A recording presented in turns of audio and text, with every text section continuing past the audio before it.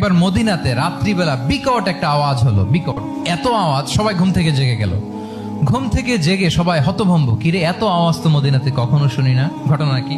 কেউ ঘোড়া নিয়ে, কেউ উট নিয়ে, কেউ খচ্চর নিয়ে, কেউ এমনি খালি পায়ে ছুটতে আরম্ভ করলো আওয়াজের দিকে, দেখি যাই কোথায় কি হলো।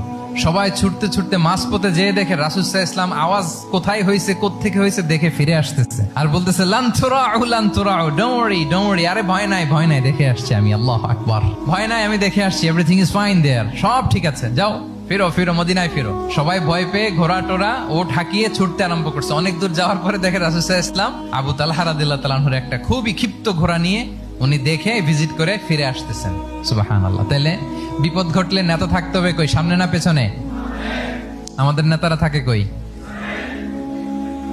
নাকি পেছনেও খুঁজে পাওয়া যায় না? It's a big crisis. নেতা থাকবে কোথায়?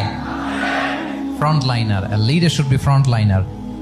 উনি তো লিড দিবে, নেতৃত্ব দিবে। এখন ওনারা যদি খুঁজে পাওয়া না যায় তাহলে থাকবে কিছু না। এই যে শিখতে হবে আমাদের, যেমনটা রাসূল সাল্লাল্লাহু আলাইহি ওয়াসাল্লাম করলেন।